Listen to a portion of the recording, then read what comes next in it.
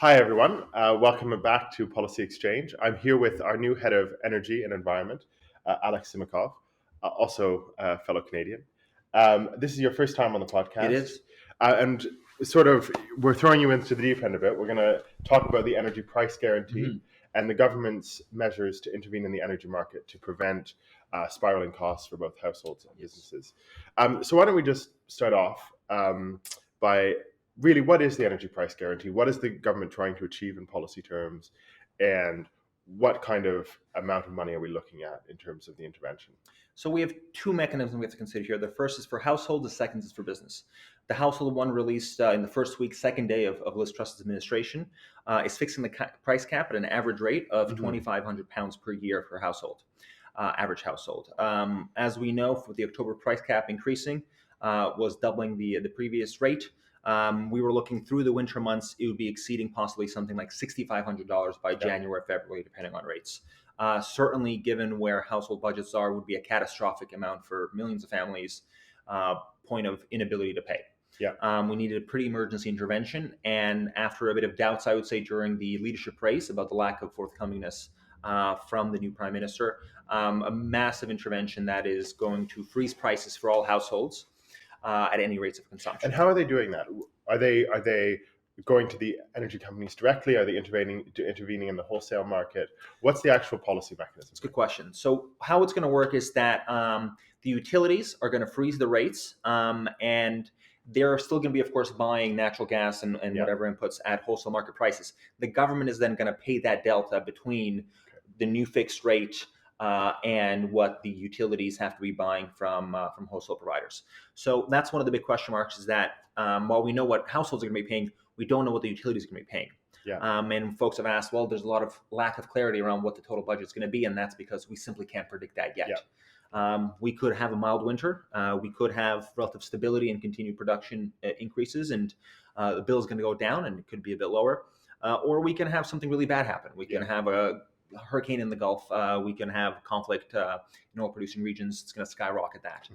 Vladimir Putin has mostly exhausted his ability to reduce gas flows to Europe, but we certainly can't discount his opportunity to meddle or sabotage or do something else that would further complicate it. Can I ask, so the government has said, I believe, the average benefit to a typical household is about £1,000.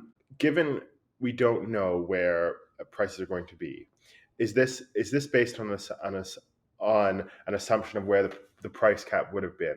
Exactly. So we had Cornwall Analytics has done some of the best math on this that we've been relying on in our work, in our report that we came out with in September, the tiered energy relief scheme.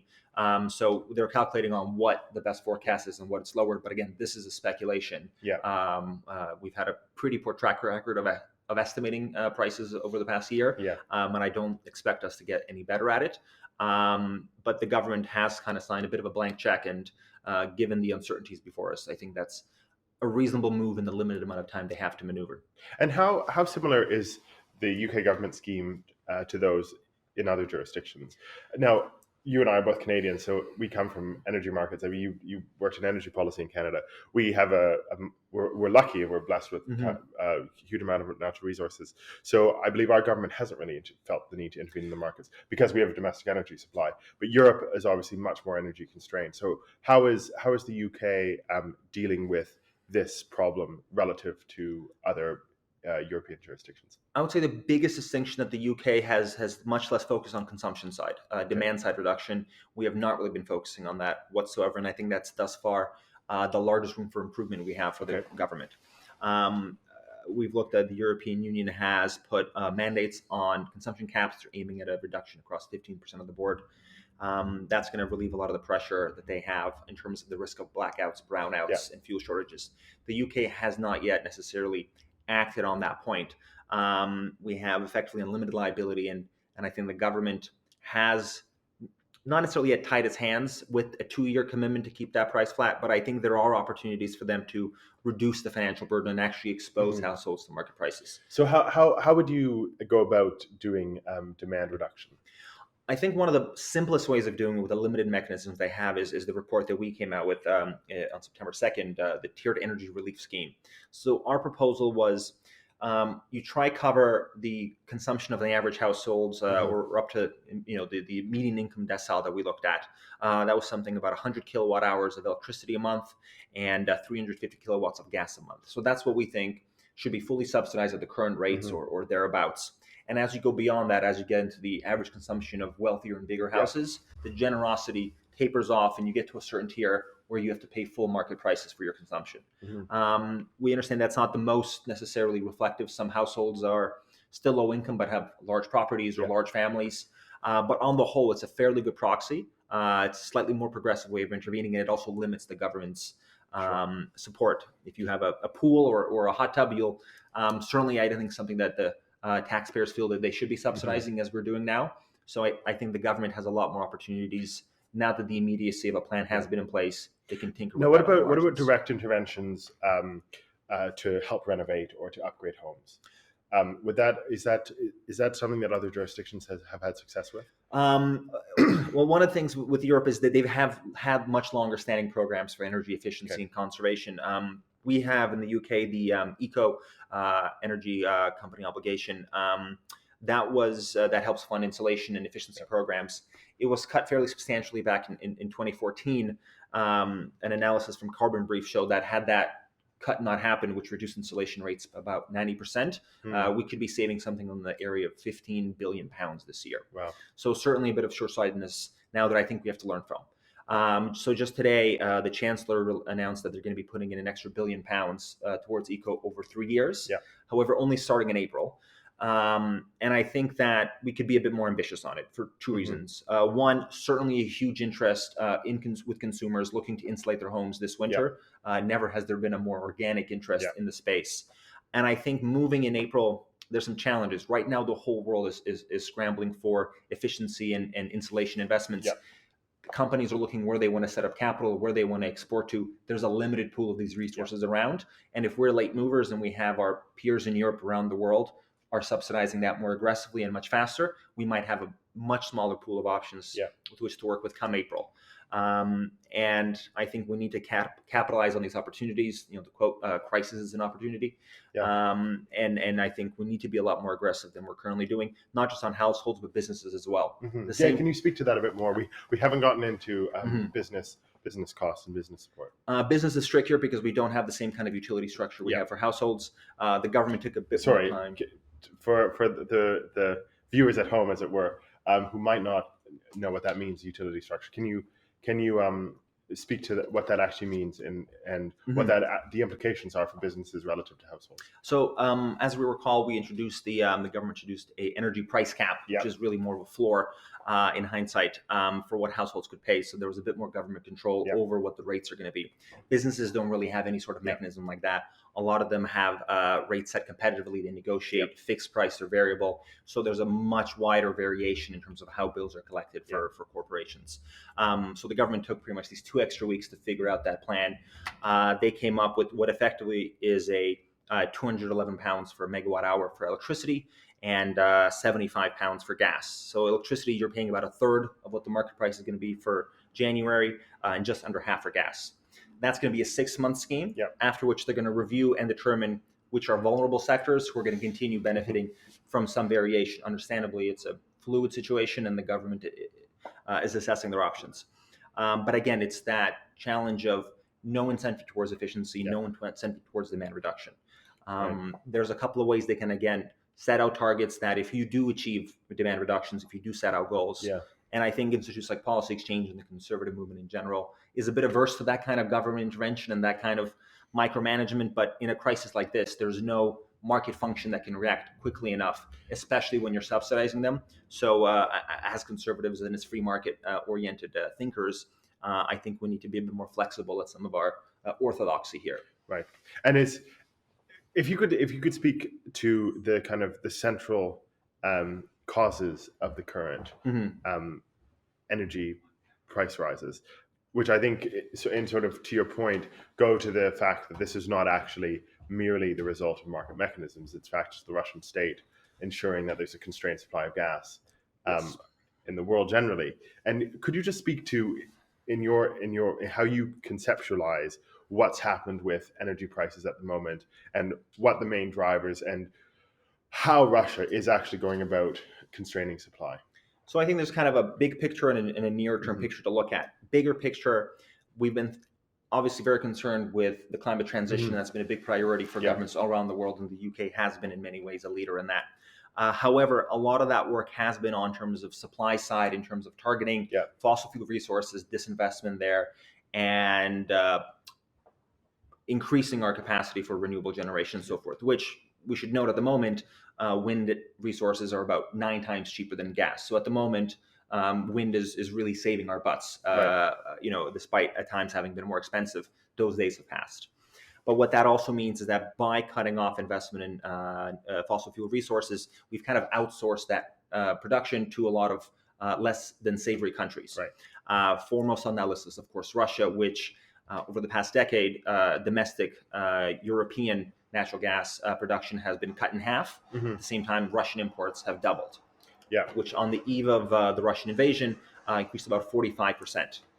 45% is obviously a tremendous amount of a market that you can't ship very easily. Unlike oil, you can put on tankers, move anywhere around the world. There's more or less a global price. Natural gas is much more difficult. Can you speak to that? Absolutely. So you and I worked together on the tiered energy relief scheme that Policy Exchange put forward, and throughout that process, I learned quite a bit about how actually natural gas, oil, diesel, all these different fuels have actually slightly different mechanisms for supply and delivery. And so, can you actually speak to what makes natural gas different from, or what we would call LNG, different from oil? So natural gas, ideally, you ship it in a pipeline. It's has a much lower density. It's a gas than oil. So ideally, and that's why in North America you have a very developed natural gas network. We can connect them. To ship internationally, you have to use LNG, which is liquefied natural gas. That requires you to freeze natural gas to close to absolute zero to turn it into a liquid, incredibly compressed. Which is a very capital-intensive process. You need multi-billion-dollar LNG facilities. They're called LNG terminals. LNG terminals. You need to compress them, put them on ships. Again, incredibly expensive, limited supply of that, and then ship it to, again, a terminal that can receive LNG shipments, decompress it, return it to a gas state, and then put it in turbines. Is this why the politics of? Because I think many in the general public will think all this politics around pipelines, for example, so Nord Stream 1, Nord Stream 2, other projects going through the Mediterranean that never saw the light of day.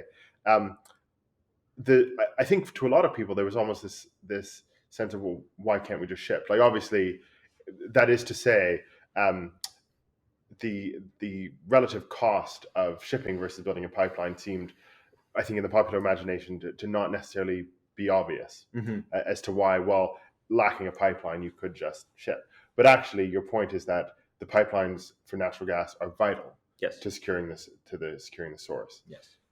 One of the challenges as well that Europe is facing is that for a very long time, consistently, Asian natural gas prices, LNG prices, have been much higher. They don't have the same kind of pipeline infrastructure. They have a different structure for the market. So Japan and Korea. Can you explain a bit about what that means? Europe, partially because Vladimir Putin was so generous in his geostrategical ambitions, was able to afford for a long time fairly reasonable prices for natural gas that hooked European dependency and made them very reliant on it. At the same time, he had funded, for example, a lot of NGOs and activist groups that were very opposed to domestic energy sources. So a lot of this was kind of a long-run scheme to put Europe in the exact position it is, and quite effectively. He had but relative to the Asian market. Asian markets, for example, Japan, island nation. China doesn't have really natural resources to export to it. It's always had to import its LNG, has been willing to pay high prices to secure long-term contracts. A lot of it comes from the Gulf, Korea as well. Asia, with a much larger, say, economy and much less resource endowment for fossil fuels, has had to ship them from further away, and to attract those resources has been willing to pay higher prices. So, for example, right now, countries like Canada and the US have some spare capacity for the Pacific, but we've effectively exhausted LNG resources. Every ship that can be used to ship LNG is currently in the water right now, shipping resources somewhere. The real, I guess, victims of this market shift, we talk about Europe as having a tough time, but developing nations struggle far greater. Countries like Egypt, Sri Lanka, infamously, has faced effective state collapse for many reasons, part of which is their inability to pay the prices that Europe is struggling to pay, but at least can. So a lot of the resources that are displacing Russian fossil fuels were initially going to head to Egypt. And now they're going to Italy instead, or they're going to head to West Africa. Now they're heading to Germany. So we always see the tail end of these kinds of energy shocks is in the developing world, long run impairments for their economic development because they simply can't afford to pay the same prices that East Asia or Europe can. So geopolitically, the implications are going to be severe. Nearer term, what this means is that a lot of the fossil fuel, this allowance that we've made for a long term of saying, no, we're turning our backs to it is all of a sudden out the window, and nobody's really talking about decarbonization anymore. Germany, one of the leaders in this, and has been part of the problem with their shuttering of nuclear plants, which is one of the major issues in Europe now, has ordered pretty much every floating LNG terminal they can to go offshore so they can import as much LNG as we can and so forth. So there's been a real scrambling realignment to find resources to displace Russian gas. And frankly, I would say in many ways it has worked better than we anticipated when this war initially started. We did think Putin would have an upper hand in many ways.